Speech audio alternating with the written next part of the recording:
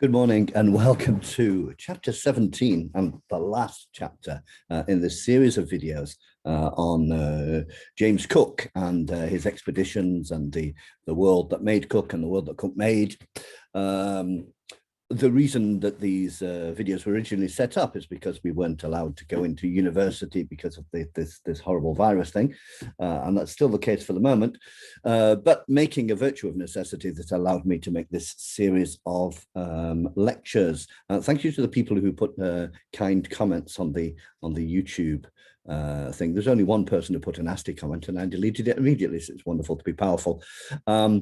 So I'm going to continue today with some aspects of the history of science which intersect with Cook's expeditions and Cook's intentions.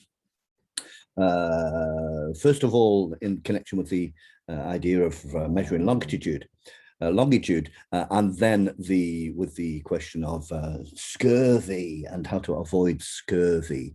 Now, the most observant of you will have noticed that I'm not following exactly the structure on the history of science, which I announced a couple of videos ago, but since you're not paying to watch these videos, you can't really complain, can you?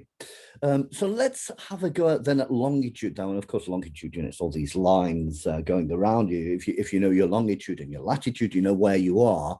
And if you're an 18th century sailor, knowing where you are has the advantage of allowing you not to bump into an island that you thought was somewhere else and all drown, which was a very frequent occurrence. And so apparently measuring the latitude is not so difficult with the sun.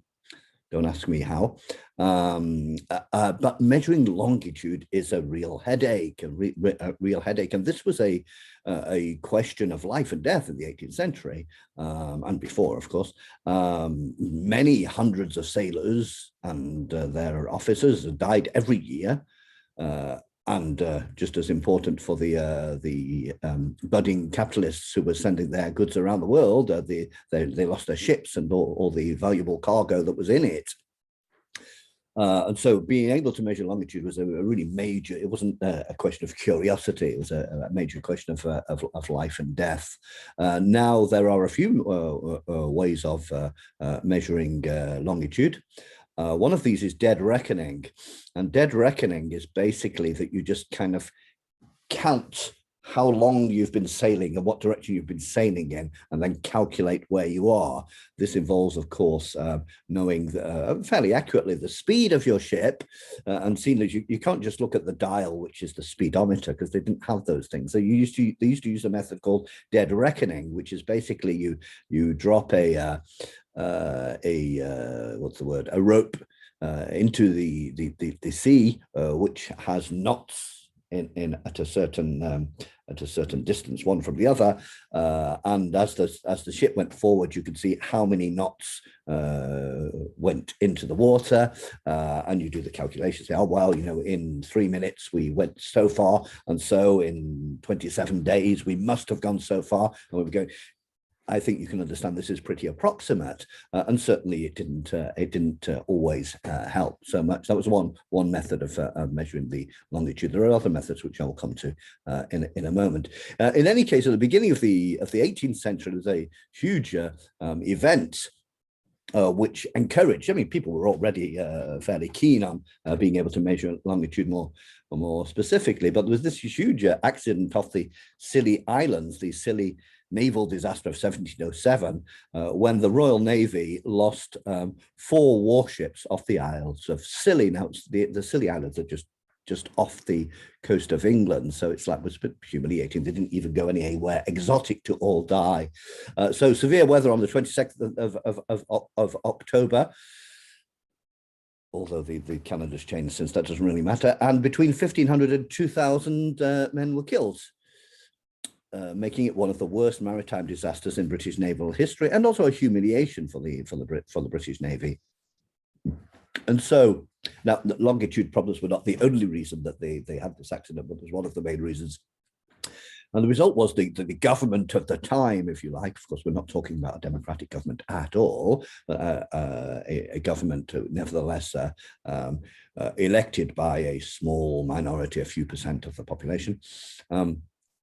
decided to react, and they reacted in a very 18th century way. They decided to set up a prize, the Longitude Prize, which were basically offering a lot of money. I mean, we're talking about in today's money, this would be millions. It's a huge amount of money for the precise determination of a ship's longitude at sea. And these were established by the Longitude Act in 1714, and a committee was set up, the Board of Longitude, which I think I remember included Edmund Halley, the man who discovered the famous comet. Now, this wasn't the first time that a government had said, we'll give you money if you solve this one. Philip II of Spain had already offered money in 1567, 6,000 ducats. I have no idea how much money that is. And in 1675, there was an attempt in Britain and in the Netherlands. 10,000 florins was offered at the very beginning of the 17th century. So you see, I think the amount of money, the determination in the 18th century was bigger because, well, Britain was becoming the maritime power, and so so there was they were quite keen on this. Now, one of the ways of doing this, of measuring longitude, the one that will turn out to be the good one, is to know what time it is in London. Or anywhere else, is to, if you know what time you can measure your time where you are by the exact moment the sun passes the meridian, I think, or something like that. The moment where the sun reaches its highest point, in any case, so you can measure the solar time where you are on your ship. And if you had a mobile phone and you could phone London and say exactly what time it is it over there, then you can calculate the difference in time, solar time, and that allows you to calculate exactly where you are, at least at longitude. Now, of course, as you can imagine, they had very few mobile phones in the 18th century, and therefore what they needed is a clock that when they leave London, for example, they have a clock which tells London time. And they just look at this clock to see what time it is in London. Now, of course, if you've seen 18th century clocks around, you see these huge things with a big pendulum going tick tock, tick tock. And it's quite easy to imagine, first of all, that they were not that accurate themselves. If they lost a minute a day, they lost a minute a day, and people didn't mind very much. They just set it again. So that's not very handy. And secondly, if you didn't want these big clocks and you put it on a ship, well, the rocking and rolling of the ship, so to speak, makes them almost completely useless. And in any case, to have a good chance of measuring your longitude, you would need a clock 50 times more accurate than any previous clock. So that's quite a challenge, as you can imagine. Now, all sorts of other suggestions were made to the Commission of Longitude as how to know exactly what time it is in London. I mean, some of them rather outlandish. For example, there's a famous example where they suggested training two dogs or bringing up two dogs together who had some sort of psychological link, telepathic link between them. And then basically at 12 noon every day, you kick the dog in London and the dog on the ship recognized. I mean, being a little flippant, maybe they didn't kick it, they just gave it a bone or something. And in any case, the telepathic link between the two dogs would allow this. Don't try this; it doesn't work. So in any case, this huge financial reward was available for anybody who was going to try. Now, fascinatingly enough, the main character in this is a clockmaker from London, from Yorkshire, John Harrison, who otherwise would not have been a famous gentleman, but was a extraordinary clockmaker, and also somebody completely obsessed with making clocks. That was his whole life. Now, at the time, he made clocks out of wood because wood was the material he knew well. And indeed, one of the clocks that he made in Yorkshire, which is held there at Brocklebury Hall, still works today in 2021. And one of the very impressive details about it is it's made of particular tropical woods which oil themselves. You don't need to oil it because the tropical woods ooze out some sort of sap which does the job for you. And this was one of the problems with clocks was lubricants. And the second problem was temperature variation, because all clocks previously ran faster when it was hot. Because of expansion of metals, I imagine. And so finding some way of compensate, I think you're getting the idea that if I gave you all the information and asked you to make an accurate clock, you wouldn't be able to do it. So John Harrison sets to work, and this is before Cook's expeditions, but after the Longitude Act of 1714, and he's already an extremely good clockmaker. One of his clocks lost less than a minute a week. Which was extremely impressive at the time, but insufficient for the purposes of longitude. And he made a series of clocks. I mean, he made a series of clocks. He spent like 50 years making a series of clocks. So huge amount of time. The other thing about these very accurate clocks is they were extremely expensive, because if you spend 10 years or 20 years making a clock, then you can't really sell it for threepence halfpenny. Here is this first clock, H1, and if you want to see them, and they're absolutely magnificent. They are most of them are in the museum at Greenwich, which is even today the Meridian Line, yes, where we used to say Greenwich Mean Time, but now I believe they say Universal Time, because they were fed up of the English imperial tones of the expression.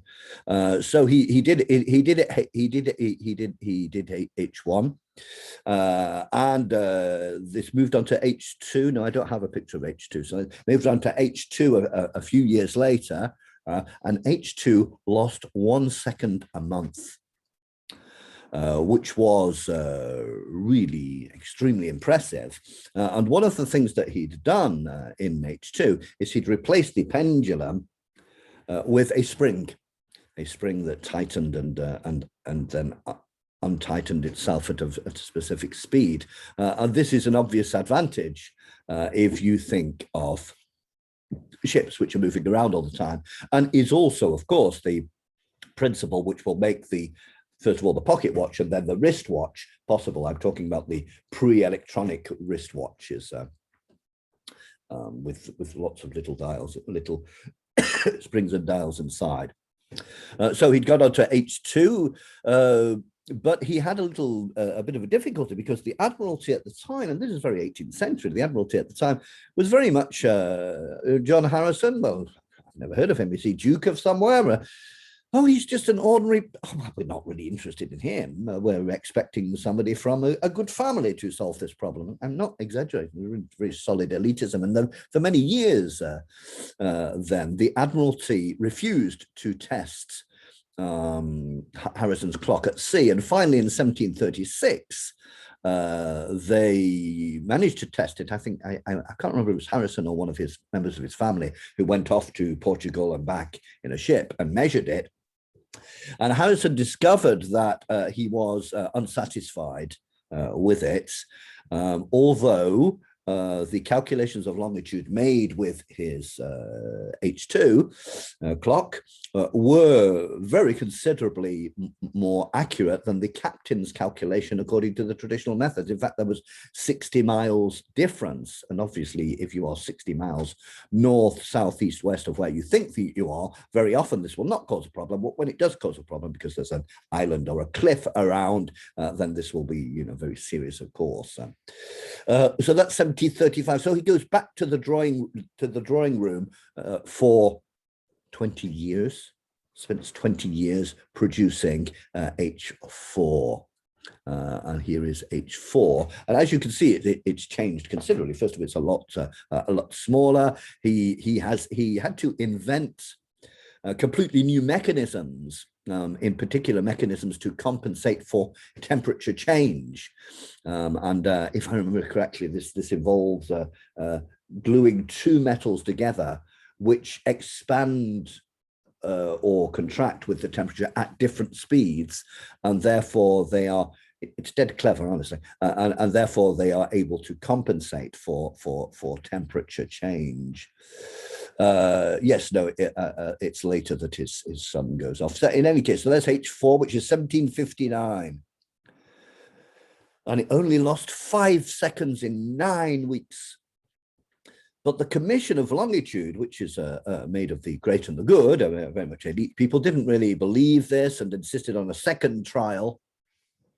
It has to be said that, if I remember correctly, quite a number of members of the Commission of Longitude were convinced that measuring time was not the best way to measure longitude. They preferred a method based on lunar observation, on observing the moon, and comparing it to where it would have been if you were observing it from London, which does work, and indeed, interestingly enough, remains the main official method for a long time. That is to say that the tables saying where you should see the moon if you are in such and such a place in the world were given to captains by the Royal Navy for many, many years after it had been proved that these clocks were the best way.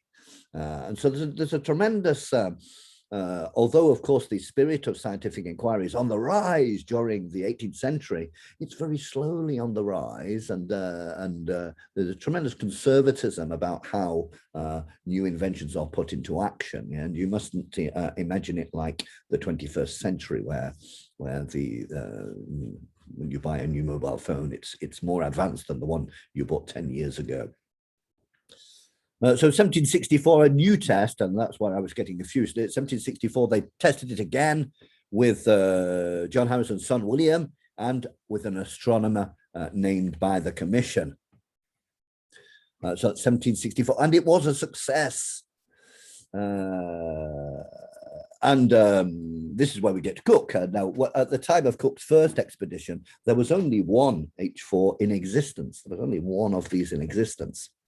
But in the second expedition, a copy of H4 went with Cook.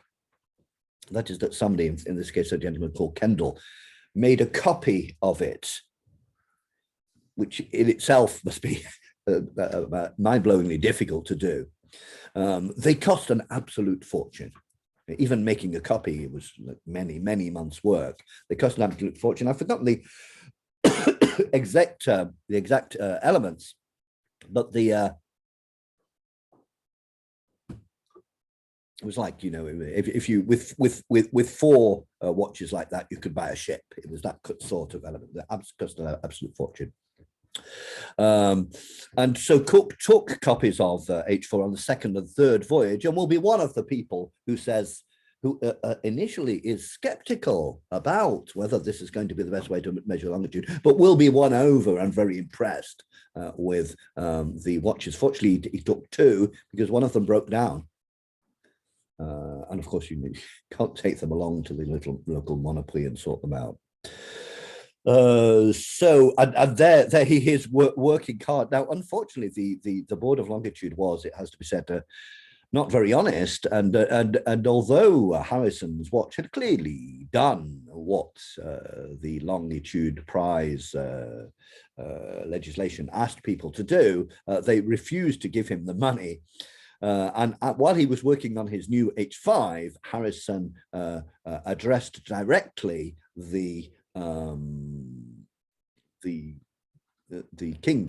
George III, and lent him his H5, the only one that existed, for 10 weeks in 1772. Then while Cook is on the second voyage, and the king is impressed and tells Parliament to pay the money. And so at the age of 80 years old, John Harrison, the simple man from the Yorkshire clockmaker, receives a part of the money, and he dies 3 years later, but let's hope he went to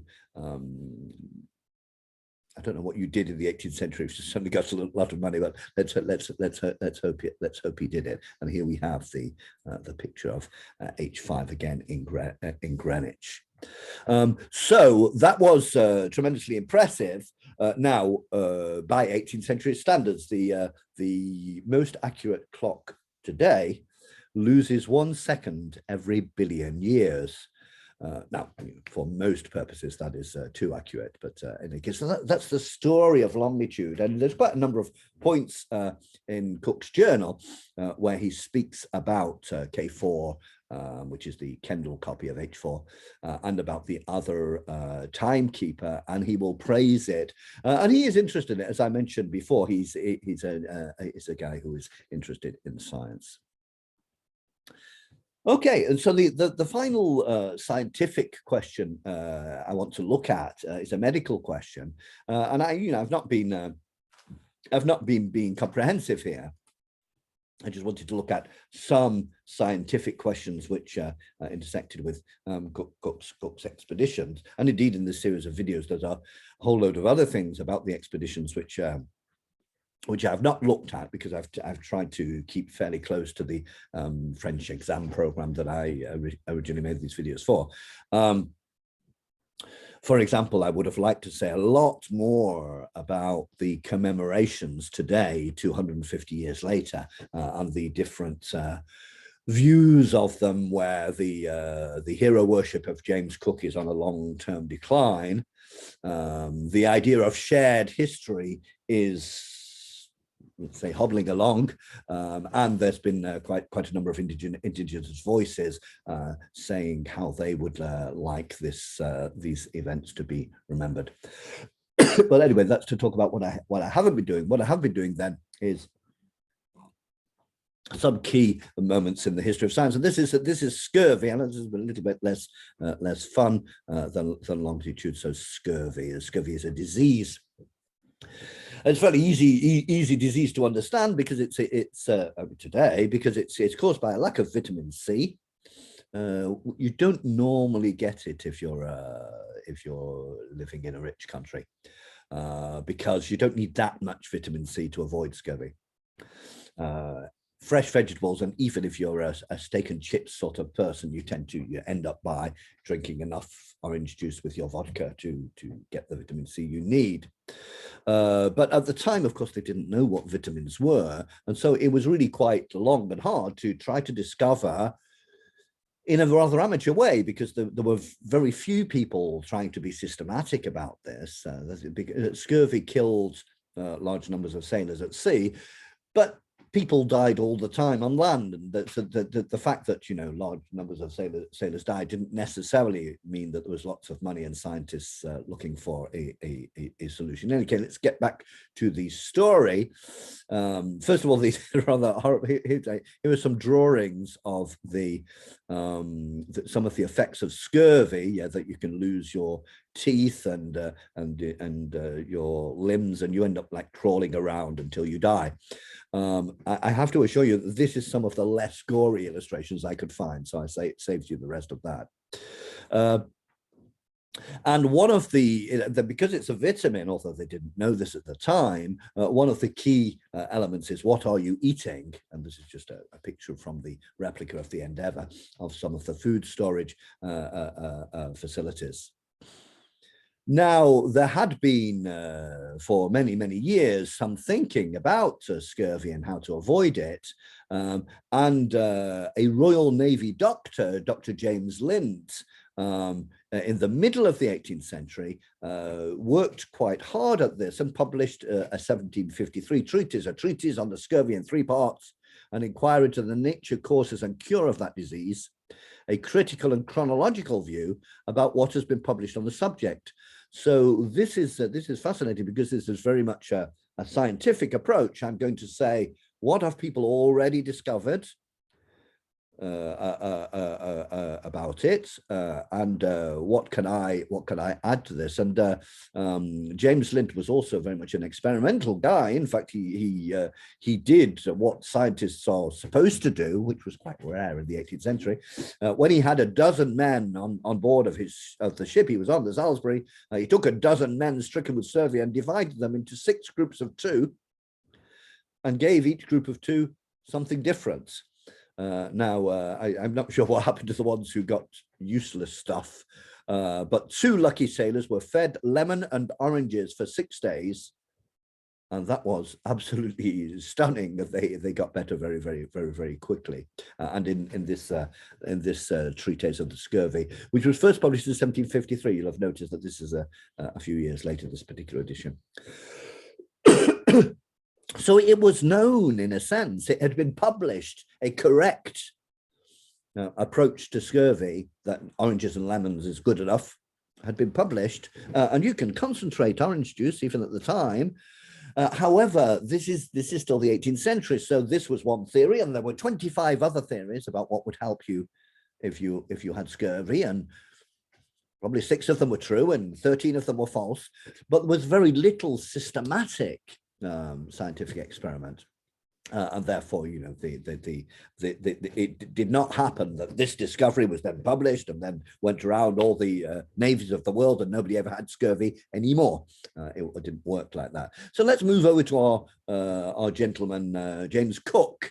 And what is his history with scurvy? Well, he first came across scurvy some time before his famous expeditions when he was 28, and this is work by Egon Kodicek, who wrote a long article on Cook and scurvy, and he says that it was probably in 1756 when he was on the HMS Eagle that he first encountered scurvy, and this is what he wrote at the time. We put ashore to the hospital 130 sick men, most of which were extremely ill. We buried in the last month 22 of them. So 22. The surgeon and 4 men died yesterday, and the surgeon's 2 mates are extremely ill. Okay, so you can see that this really was when it hit, and it tended to hit when the ship had been a couple of months, 2 or 3 months at sea. When it hit, it hit terribly, and you could lose dozens of men. And with the long exploratory expeditions that Cook was going to be involved in, this was particularly important because they were going to spend more time away from land than most ships did. And the reason is that even accidentally, when people came to land, they ate more vegetables, more fresh vegetables, and fresh fruit than when they were at sea for months on end. When they were at sea at months on end, they ended up eating biscuits and salt meats, which is not good for you in the medium term. In any case, to move back a little bit, the disease had very long been the scourge of sailors, particularly after longer voyages. For example, Vasco de Gama, the very well-known Portuguese explorer, when he went off to the East Indies, I'm pretty sure that's what we would call Indonesia, in 1497, 100 of his 160 men died. He is arriving in Cuba, I think, in this particular case. Now, there was some attempt by different authorities to do something about this. And so the East India Company, which was in charge of trade with the East, with India, and etc., they paid money to people in South Africa to plant fruit, to grow a lot of fruit, because they had an idea that this was important. Yeah, that this was important. Now, although little by little the idea came forward that it was what you were eating that was the problem, that it was a dietary problem, for several centuries the use of alleged remedies to scurvy was based on a mixture of fact and superstition. And so in the middle of the 18th century, Anson went around the world in 1740, and 200 of his of his 400 men survived. Now, at this time, in the middle of the 18th century, then just before Cook's expeditions, the weekly rations in the Navy for each person were 7 pounds of biscuits, 7 gallons of beer, 2 pounds of salt beef, 2 pounds of salt pork, 2 pints of pease soup, 21 pounds of oatmeal, 8 ounces of butter, and 12 ounces of cheese. Now, if you and me were to eat that, we'd be very fat, but climbing up and down the rigging every day, this is 5,000 calories a day, but it was a very physical job. And indeed, I imagine that the fact that they had lots to eat was one of the elements which recruited sailors, because this was not always the case in London or elsewhere. Yeah, there's a fascinating little book here, How to Survive in the Georgian Navy. You know, if you travel back in time and get press ganged, then you find this.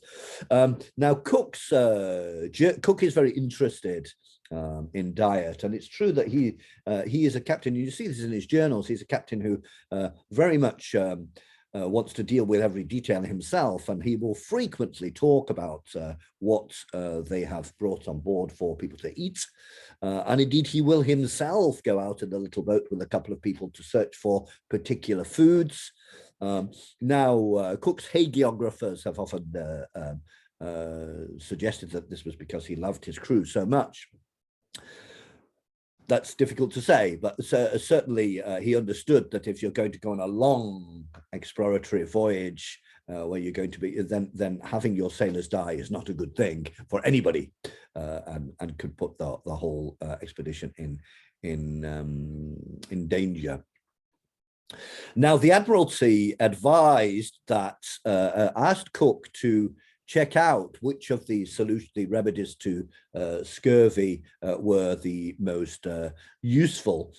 However, the results, and he reports back after the first voyage, actually to the Royal Society, reports back on the results of his attempt to avoid scurvy in the crew. However, there is some useful information, but it's often quite approximate because all the different alleged remedies are used together. And it's not absolutely clear which one of the 6 or 7 is the most useful. One of the interesting things is that they had the soup was a regular feature aboard ship, and they would typically add fresh veg. This is soup that they brought with them. I don't know if it was dried, probably was sort of dried in some way. And when they made this soup, they typically added whatever vegetables they had. And so, in fact, the soup was very good, but not because of the soup. But this was rather unfortunate in a sense that because many people thought, oh, soup is very good against scurvy. But in fact, the reason was that there was a habit of adding whatever vegetables you had to the soup. 10 years later, Sir Gilbert Blaine wrote that more natural vegetables are better against, that is, uncooked vegetables, raw vegetables are better against scurvy. And this is true, but again, at the time, this was one of many remedies being tested at the same time. One of James Cook's favorite remedies was the sauerkraut, the sour cabbage, salted cabbage, which apparently, and this gentleman who wrote this article calculated how much vitamin C there would be in each pound of everything that Cook had on board. It's very interesting. And sauerkraut is the most well known because Cook is very proud of having allegedly persuaded the sailors to eat it by making the officers eat it first, and the sailors, oh, well, if the officers are eating it, must be nice. Well, that's Cook's story, which may be true. He did have other options sometimes when the crew refused to eat the things that he suggested for them. He would just have them flogged, which must have been fairly convincing too. In any case, Cook insisted on the collection of fresh vegetables every time they landed anywhere. So, for example, when they had been 7 weeks at sea, they arrived at Madeira, and he insisted that 20 pounds of onions for every man. So 20 pounds, that's like I don't know what in kilograms, quite a lot of kilograms. 20 pounds is well, I could lift 20 pounds, but I couldn't lift 40, put it that way, not easily. And yet 2 days later, another 10 pounds, and they had 30 pounds of onions per man. So a huge bag of onions per man. And according to the calculations that this gentleman did, even when they are boiled, the onions can have 30 milligrams in 100 grams.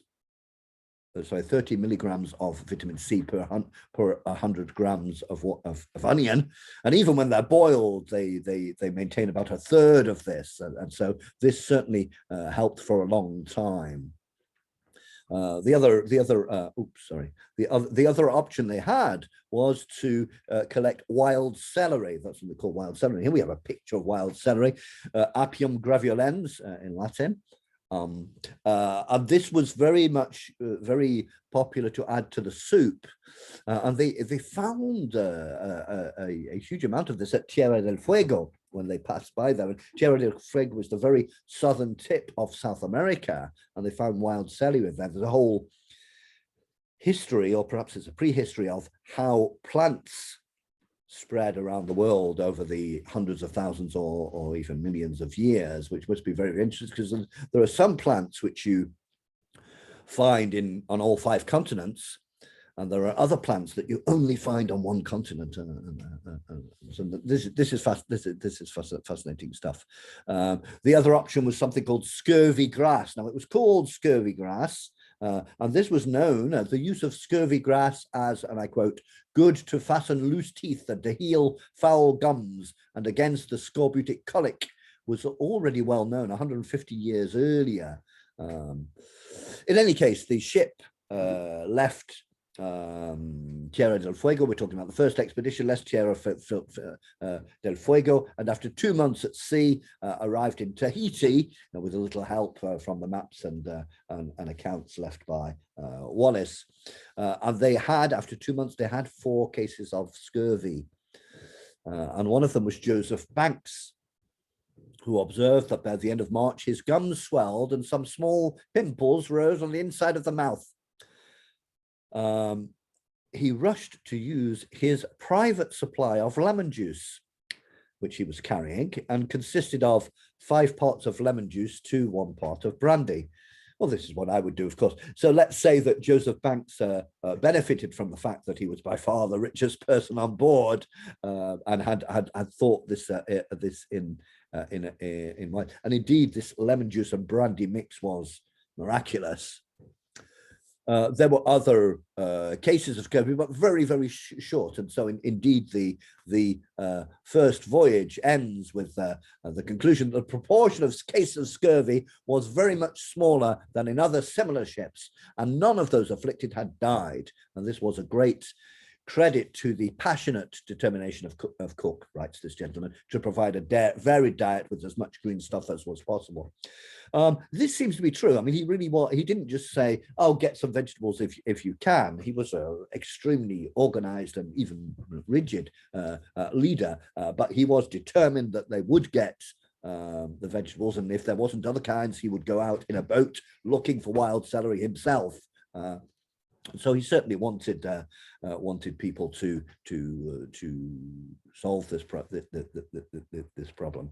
Now, if we get to the second expedition, well, perhaps you remember originally Joseph Banks was going to come along again, and as well as Solander, the botanist, and James Lint, the gentleman who had written the treatise on scurvy.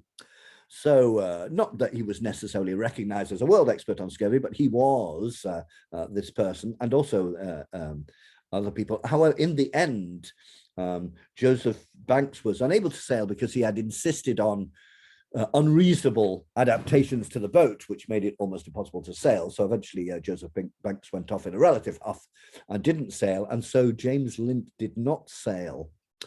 And so that might have been interesting because he had carried out serious experiments and written this book on scurvy. Perhaps he would have been a useful gentleman to have around. Now, there was this difficulty that it took a long time for the fact that lemon juice or other things would be accepted generally. And only in 1795 did the Royal Navy decide that all ships should carry lemon juice. And this is a sign of the stumbling of science, if you like, in the 18th century, where it's still largely something done by amateurs. Although there are professionals, but it's still largely done by amateurs, not so much concentrated in universities as you might think it should be, and a large number of amateur organizations, such as the Lunar Society in Britain. And so this meant that it didn't have such a high prestige that scientists' conclusions were going to be acted on immediately.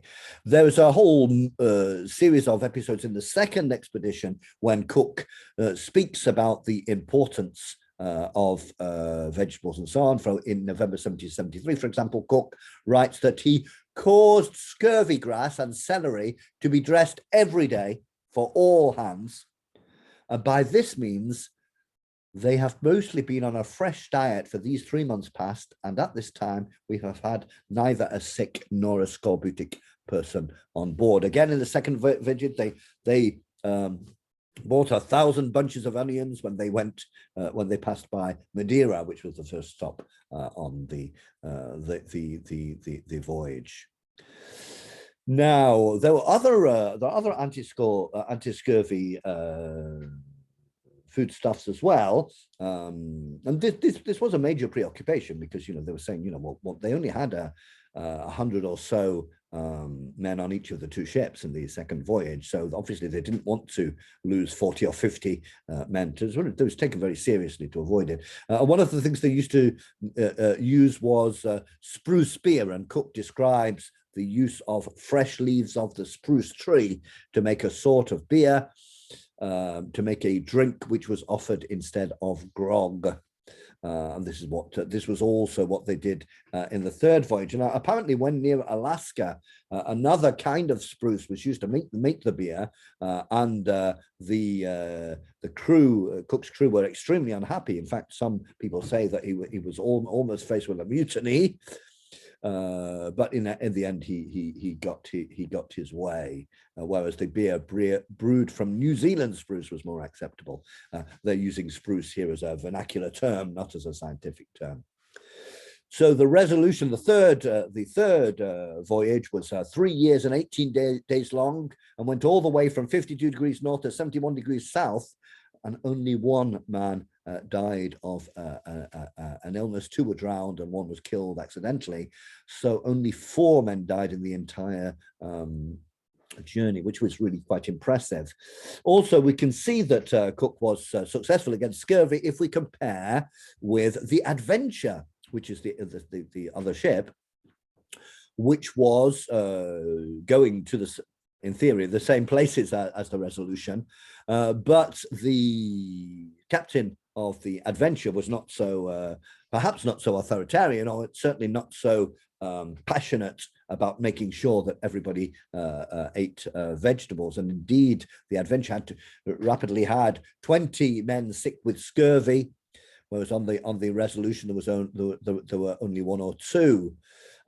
Cook managed to persuade the captain of the other ship to take measures, and this was effective by the time they got to Tahiti.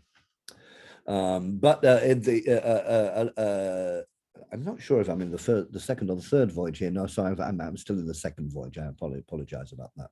So if we move on to the third voyage, then, well, a similar sort of story, where the determined provision of fresh vegetables meant that there was a very low level of scurvy. So, in an interesting mix of Cook's own determination and Cook's own needs to keep his crew in good health, and the history of science and the history of superstition in the 18th century. That's the end of today's video, and indeed this is supposed to be the last video of the series, although perhaps I will do a Christmas special like the two Ronnies did in a future year or two. If you're preparing the exam that these videos were originally intended for, I wish you the best of luck. And if you've just been watching them because you're interested in the expeditions of Cook, seen from a relatively, I think, objective point of view, and certainly not from a hagiographic point of view, I hope that you enjoyed them, and thank you to the people who make nice comments. Goodbye for now.